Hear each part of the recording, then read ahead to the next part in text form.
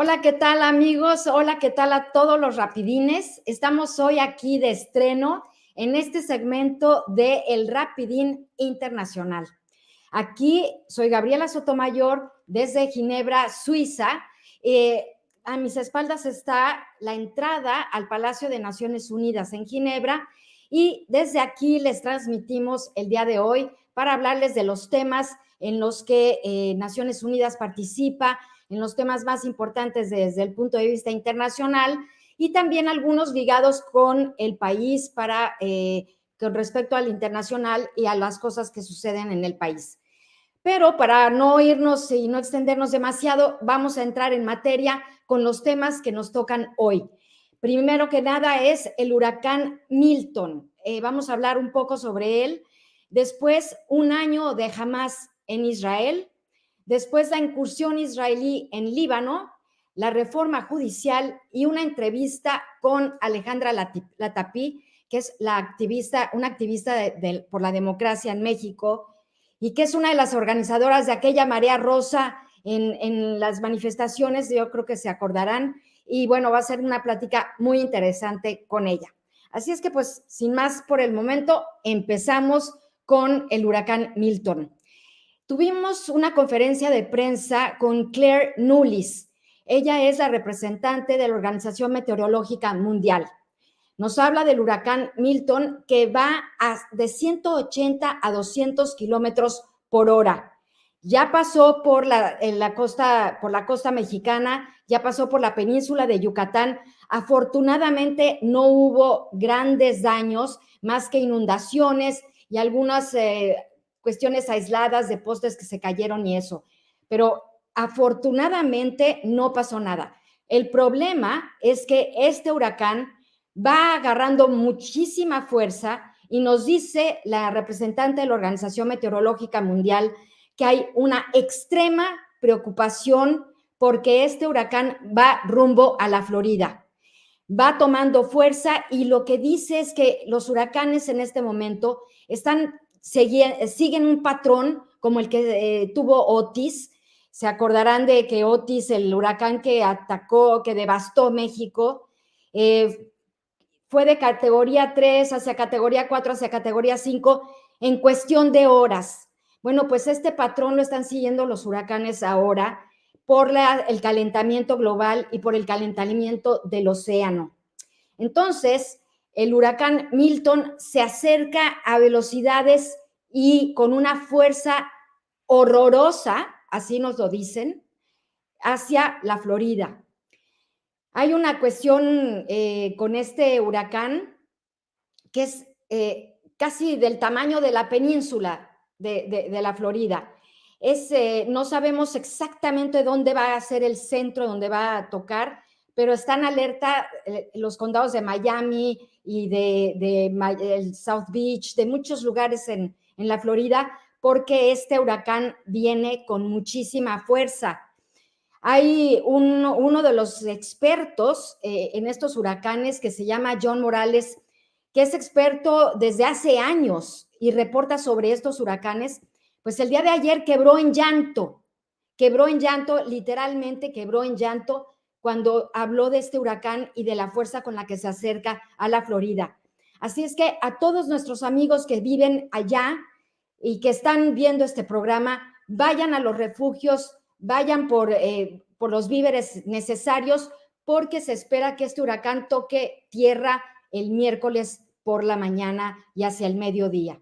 Entonces, Milton, pues parece que va a ser uno de los huracanes más fuertes que se han tenido récord desde que la Organización Mundial para la Meteorología ha rastreado los huracanes. Así es que no quiero ser alarmista, pero sí la cuestión es muy, muy preocupante. Entonces, a todos nuestros amigos de la Florida les deseamos que tengan mucha suerte, que se cuiden y que vayan a los refugios y atiendan las indicaciones de los gobiernos estatales. Bueno, eso es con respecto al huracán Milton. Otro tema que nos ocupa el día de hoy es se cumple un año de los tremendos ataques que tuvo Hamás en Israel. Esta masacre con la que Hamás entró a Israel a matar civiles israelíes en un concierto, por ejemplo, de música, a gente joven que cantaba por la paz, gente que estaba en sus hogares, en su casa. Bueno, fue una matanza cruel que dejó 1,200 muertos y más de 200 rehenes que se llevaron la organización terrorista de Hamas. Y bueno, al día siguiente, el gobierno de Israel, liderado por Netanyahu, pues ya vimos lo que pasó. Respondió de una manera desproporcionada, ocasionando uno de los problemas de civiles palestinos más graves de los últimos tiempos, porque la población civil es la más afectada por esta incursión israelí. No nada más han ido tras los grupos de Hamas, tras los terroristas, sino que también se han atacado centros hospitalarios, escuelas, hogares.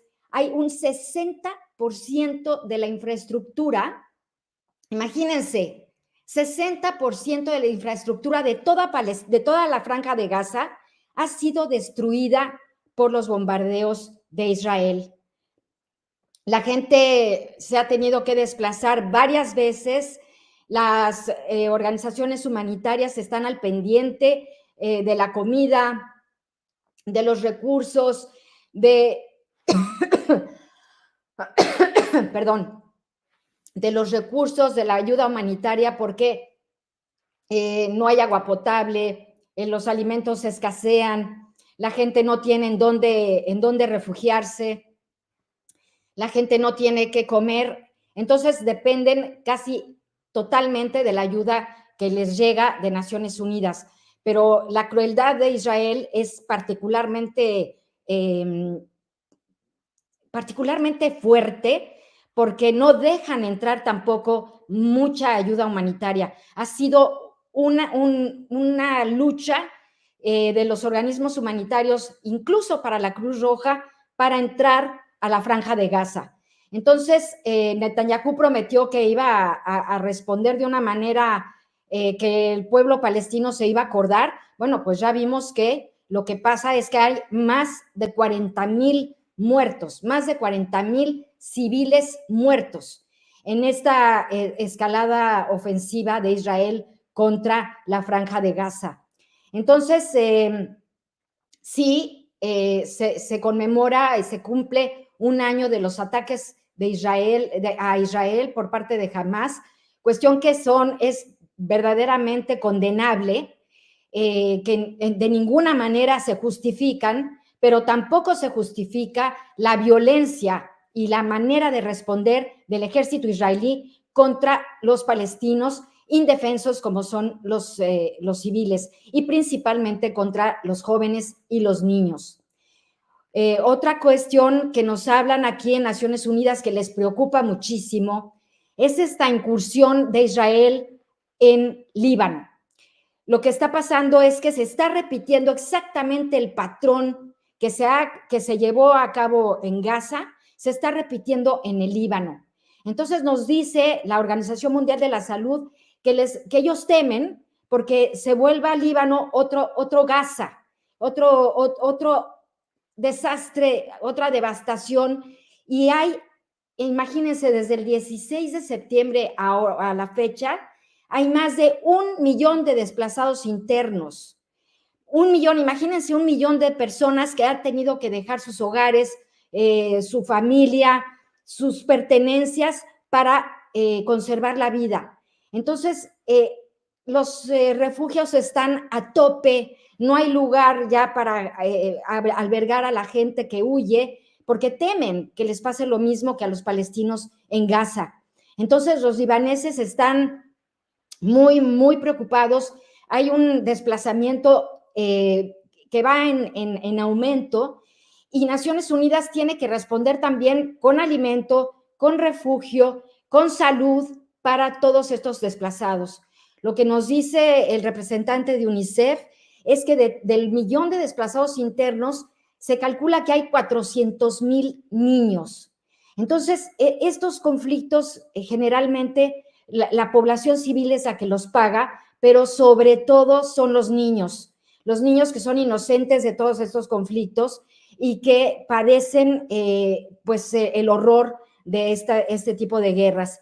Entonces, lo que nos dicen en Naciones Unidas es que lo que se espera es que se pacte un acuerdo de paz lo más pronto posible. Es urgente que se encuentre una vía diplomática para parar esta incursión hacia el Líbano y evitar que se tenga el mismo destino que se tiene con Gaza.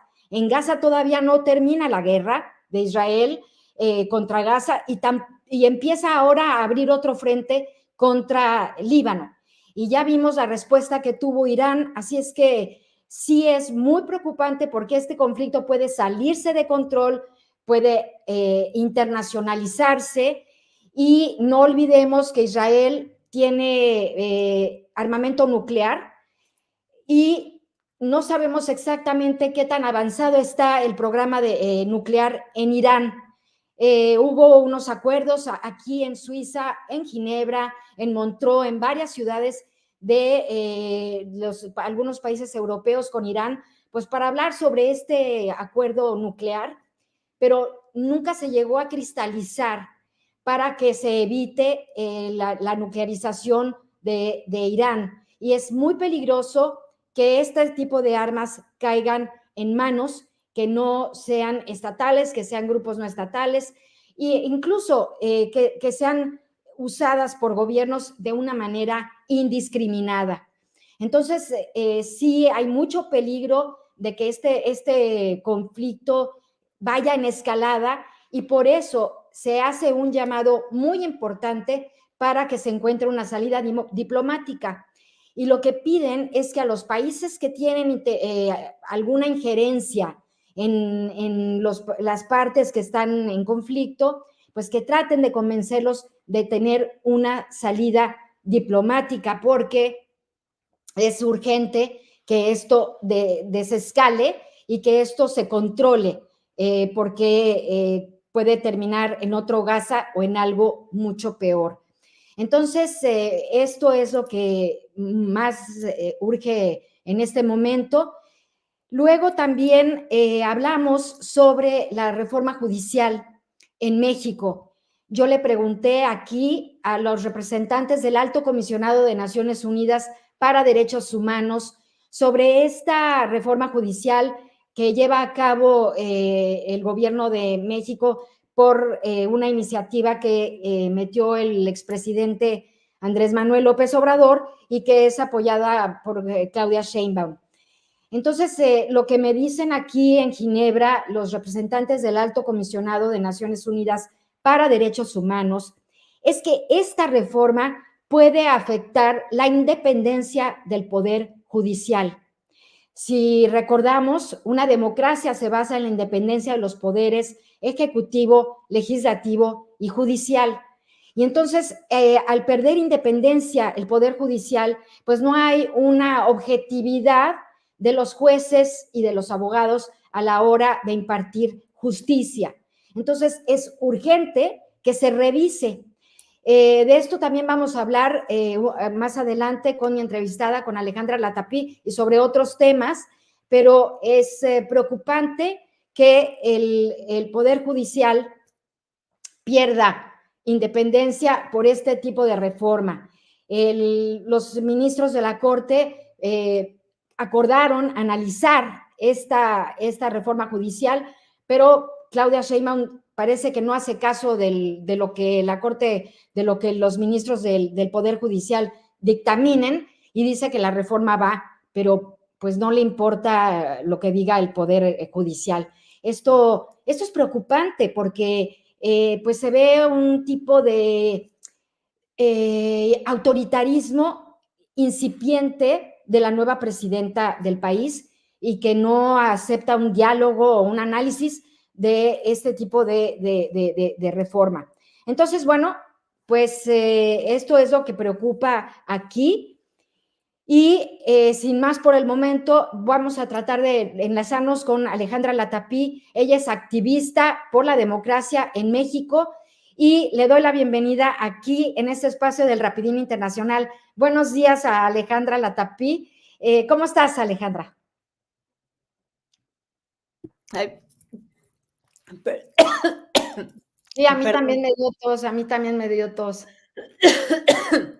Este tema del Poder Judicial, que es tan preocupante y que ya se recibió en la Cámara de Origen, la Cámara de Diputados, una iniciativa para reglamentarlo cuando el proceso electoral derivado de la reforma constitucional ya empezó. Incluso en ese sentido, habría que tomar en cuenta si estas reformas que se quieren aprobar esta misma semana son aplicables o no a un proceso electoral que ya dio inicio y que la ley, establece con toda claridad que para todo proceso electoral no es posible realizar reformas 3 meses antes de que dé comienzo. En fin, es otro de los temas que están en el tintero, Gaby. Buenos días a todas y a Buenos todos. días, porque tú, bueno, tú como ex consejera del IFE, que ahora es el INE,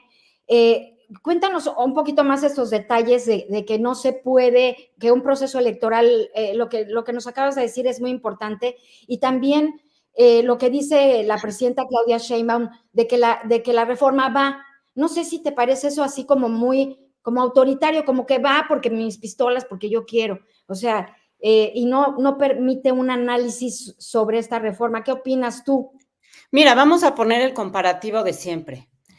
¿Tú conoces algún partido, vamos a poner, de fútbol, que cuando ya inició llegue alguien y le entregue al árbitro otras reglas distintas que se tienen que aplicar para ese partido? No.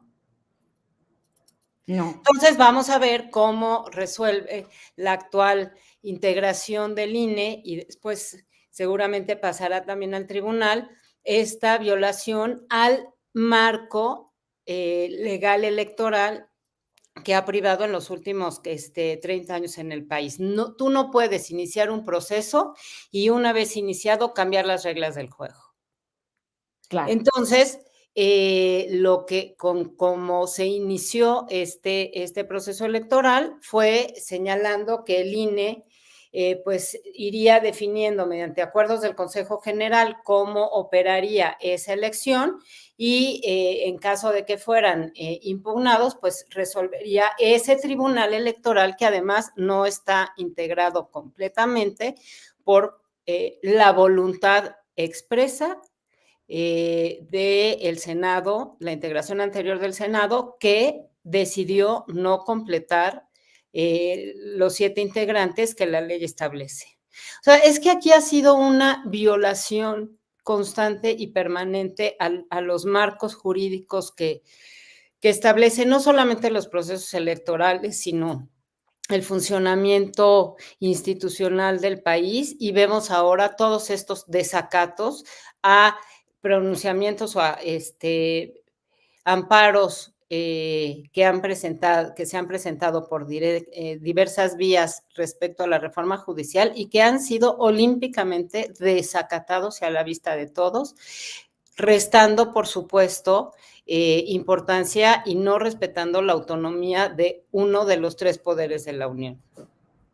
Sí, y bueno, y tú que defiendes la democracia, es lo que preocupa muchísimo la independencia del Poder Judicial con esta nueva reforma. Ahora, tenemos una nueva presidenta, una mujer. Tú como mujer, como feminista, como demócrata, ¿qué esperas de este gobierno con respecto a las mujeres? ¿Qué es lo que tú esperas y qué crees que, o sea, dice Claudia Sheinbaum que ella no es algo así como discípula de López Obrador, sino que ella tiene su propia opinión, pero cada vez que habla, o bueno, he escuchado algunas de las mañaneras, dice, bueno, como en el anterior gobierno del presidente López Obrador, tal. O sea, ¿qué esperas tú y qué esperas para las mujeres en México? Mira, yo realmente no tengo una sola señal optimista para esperar una atención o una modificación de lo que hemos venido viviendo en los últimos 6 años. Pero sí hay cosas que me gustarían llevar a cabo una mujer que llegó a la presidencia de mi país. De entrada, gobernar para todas y para todos, que fue uno de los señalamientos que hizo en algún momento, ya como al ser, cuando le fue entregada su constancia de mayoría como presidenta electa, y que no repitió en su toma de posesión. ¿Qué me gustaría? Que vuelva a realidad su hashtag de llegamos todas, porque a la fecha, pues no sabemos quiénes han terminado de llegar, pero no hemos visto ninguna atención, ningún mensaje, ninguna señal para todas estas mujeres que han sido víctimas tanto de la realidad histórica del país como de un ensañamiento, y así lo calificaría, en los últimos 6 años. Y aquí señalaría en primerísimo lugar a las madres buscadoras. La peor vergüenza de México es que tenga que haber mujeres escarbando la tierra para encontrar los cuerpos de sus seres queridos. Todas las víctimas y familiares de la violencia tendrían que estar llegando, no los estamos viendo.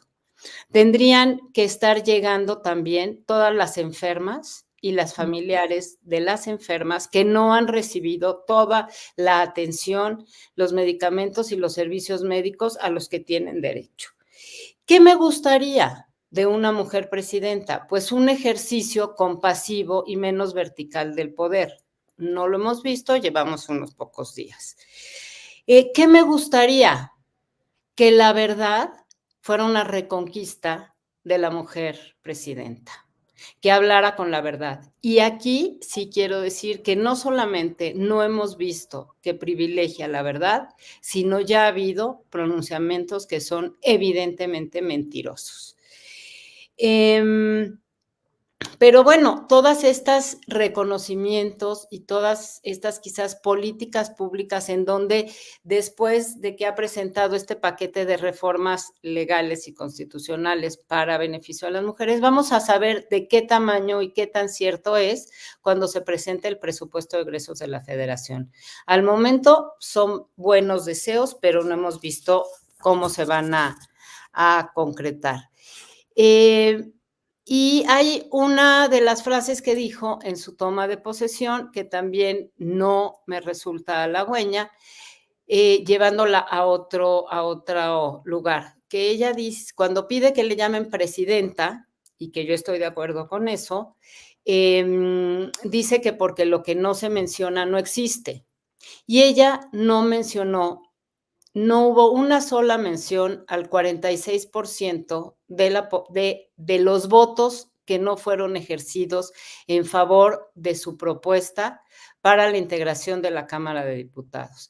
No hubo una sola mención para ese 40% que ejercimos nuestro voto y que no fue en su favor. Entonces, creo que también ahí habría que tener una exigencia de que las diferencias sean reconocidas. Creo que el mejor discurso en la toma de posesión fue el que no pudo pronunciar, pero sí se leyó de parte de la presidenta de la Cámara de Diputados, la maestra Ifigenia Martínez, recientemente fallecida, que sí apela a que hay que trabajar con quienes piensan diferente. Y bueno, hablando de esto de que lo que no se menciona no existe, pero tampoco mencionó, por ejemplo, lo que hablas de las madres buscadoras, no se habló de serias violaciones de derechos humanos, pues para las mujeres. Ella como que niega que el país esté sumido en un baño de sangre, o sea, la cantidad de homicidios dolosos en un país en donde se supone que no hay guerra. Dijo que en Chilpancingo, con este terrible asesinato del alcalde de Chilpancingo, que Chilpancingo no era de los lugares más violentos, y con eso como que sintió, se disculpa, ¿no?, de la situación. ¿Cómo ves tú la respuesta que tiene Claudia Sheinbaum a la violencia que se vive en el país?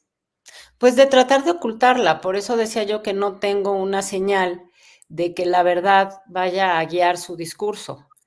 En términos de omisiones o abiertas pronunciamientos falsos, como decir que en su momento que Morena es el mayor y el mejor movimiento político en el mundo, bueno, omite y hay ya también, pues, indicaciones para algunos medios que quieren atenderlos, de no hacer menciones a lo que sucede en Sinaloa. O sea, estar, informadas y enteradas de lo que sucede ahora en nuestro país en términos de violencia o de falta de atención a las catástrofes, pues implica un mayor trabajo, porque no necesariamente se está dando esa información como solíamos tener el acceso a ella. Entonces, pues Porque también habrá que ver que no es solamente en el discurso, sino en las directrices que se envían para dar mayor atención a un tema y ignorar otros. tú ves, digo, yo veo en este principio de Claudia Sheinbaum, en ese principio de su gobierno, pues un aumento en la censura. Han corrido a varios intelectuales, reporteros, no sé si te preocupa esto y si tú estás viendo que hay un problema de censura ahora con Claudia Sheinbaum al gobierno. Mira, no sé si es censura o autocensura. Siempre ha habido, pues, renovación de las figuras que tienen espacios en los medios tradicionales. Pues, así van evolucionando siempre. Aquí lo que llama la atención es que son bloques de figuras que, coincidentemente han sido críticas o muy críticas, con el gobierno anterior y, han demostrado pocas expectativas con respecto al presente. Y hay otra cosa que tú señalabas al principio de esta conversación, Gaby, que también a mí me desconcierta muchísimo. No hay párrafo de la presidenta en que no haya una alusión a quien sigue nombrando el presidente. Sí, Entonces, es también un eh, autoborrado, ¿no? sí, o sea, porque además no dice el expresidente, dice el presidente. No, Y eso es un uso en otros países como en Estados Unidos, pero en México siempre se le ha puesto el prefijo EX, ex, quiere decir ya fue, ya no es. Y ella, pues, no sé si quiere, adoptar una costumbre muy estadounidense o es un acto fallido o es expresamente un autoborrado. pues sí, o también la costumbre, ¿no? Que era su jefe y pues sigue siendo, se sigue refiriendo a él como si fuera su jefe. Sí, Claro. como un acto, pues, fallido, Sí. ¿no? Oye, Alejandra, pues muchísimas gracias por acompañarnos en el Rapidín Internacional que está empezando hoy. Gracias. Pero hay algo que no te pregunté, algo que quisieras agregar. Y bueno, te vamos a estar buscando conforme pase el tiempo, porque siempre es muy interesante tu visión de cómo van las cosas en el país. Dime si hay algo que quieras agregar. Pues creo que lo que nos toca ahora es estar observando y señalando. Claro, pues sí, Reconocer lo reconocible, señalar y criticar lo que puede ser mejorado. pues sí, Y esa, definitivamente. pues, es también la labor de ustedes, las y los periodistas. Y muchísimas gracias, Gaby, en esta nueva, etapa del Rapidín contigo. Muchos saludos a la audiencia, a Tere y a todo el equipo. Muchas gracias. Gracias a ti, Alejandra Latapí. Bueno, pues esta fue la primera emisión del Rapidín Internacional. Espero que les haya gustado. Vamos a tener cada martes esta emisión en la que vamos a hablar de los temas internacionales que están causando más polémica en el mundo. También hablando sobre cómo lo ve Naciones Unidas, cómo lo vemos desde aquí, desde Ginebra, Suiza, que es la capital humanitaria del mundo. También queremos que nos den sus comentarios, sus sugerencias. Y bueno, yo le doy las gracias a Tere Vale, a Jaime Guerrero, que lo dejamos descansar el día de hoy para que nos juntáramos con ustedes, porque, bueno, también Jaime necesita descansar un poco. Y quiero leer algunos comentarios que tenemos. Dice Torros 62T que no está de acuerdo con la masacre que está causando Israel, no tiene nombre tanta virulencia y odio de su presidente. Estoy de acuerdo en que no hay manera de justificar este tipo de violencia.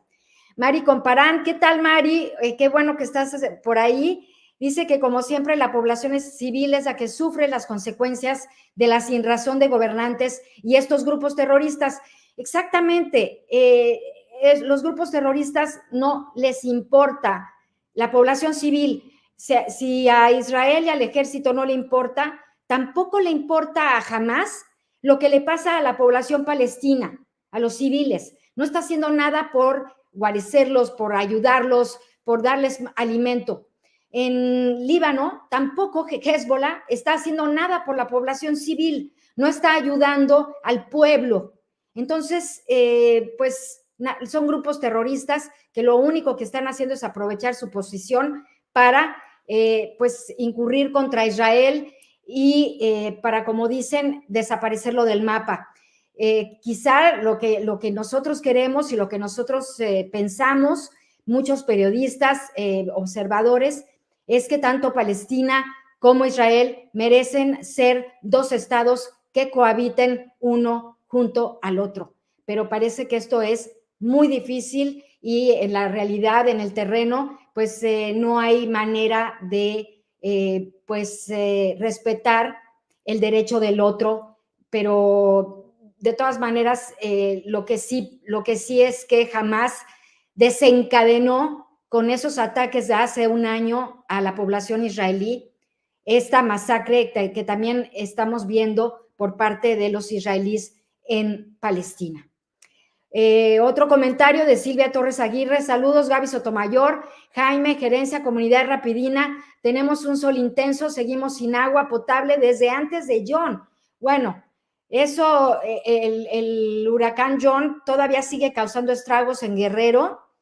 El Milton está causando estragos en la península de Yucatán y hay, según la Organización Meteorológica Mundial, hay otros 2 o 3 huracanes que se están formando en el Atlántico. Les digo los nombres, uno es Kirk, otro es Leila y otro es Leslie. Y entonces estos huracanes se están formando también porque el océano está muy caliente y todo es por el calentamiento global. Entonces esperamos que se llegue a un acuerdo internacional para frenar el calentamiento global, porque ya vimos que el planeta lo pide a gritos y la población es, como siempre, la que va a tener más afectaciones. Clara Ramírez, perdón, en México ya no tenemos una democracia y el INE ya no me representa. Sí, el INE era una institución muy respetada en México hasta que la dejó Lorenzo Córdoba, por lo que yo puedo analizar. Con la llegada de la señora Tadei, pues sí se ve un sesgo del INE y una pérdida de la autonomía de este organismo autónomo, que se supone que es autónomo, pero que está perdiendo autonomía en las manos de Guadalupe Tadei. Entonces, sí es preocupante que el INE, una institución que contaba con tanto respeto de los ciudadanos mexicanos, empieza a perder credibilidad y cae un poco en la intrascendencia en el país. Entonces comparto lo que nos dice. Mariana dice que esa señora no me representa como mujer ni como madre, y esas madres buscadores sí me representan, ellas sí son unas luchonas. Sí, toda la razón. Yo he tenido el privilegio de hablar con varias madres buscadoras que han venido aquí al Consejo de Derechos Humanos de Naciones Unidas, que han denunciado ante los comités de Naciones Unidas lo que está pasando en México con los desaparecidos, que ellas tienen como escarbar la tierra para encontrar a sus seres queridos, que no tienen ayuda del gobierno, que son olvidadas, que no tienen visibilidad. Estas mujeres buscadoras merecen todo nuestro respeto y nuestro apoyo. Estoy totalmente de acuerdo con Mariana. Elena Sánchez nos dice que la respuesta ante el evento de Chilpancingo fue estúpido, hipócrita y mentiroso. Sí, en realidad dicen que van a ver las causas y el móvil. Bueno, pues no es algo, no están inventando el agua negra, para todos los crímenes se buscan las causas, pero aquí es un crimen de Estado porque es un alcalde al que asesinaron, y de una manera cruenta, es de una manera que utilizan los grupos terroristas. Entonces esto ya escaló en el terror. Por eso es importante que el gobierno de Claudia Sheinbaum sea muy eficaz para esclarecer, investigar y esclarecer este crimen y llevar ante la justicia a los responsables. Se necesita rendición de cuentas en un evento y en un crimen de esta magnitud. También tenemos otro comentario, bueno, me parece que ya son todos los comentarios por el momento. Ya termina nuestro Rapidín Internacional. Les doy las gracias por estar conectados. Los espero el próximo martes aquí en el Rapidín Internacional. Y bueno, pues nos vemos el próximo martes a la misma hora, mismo canal. No nos dejen de ver. Hasta luego. Sean felices. Chao.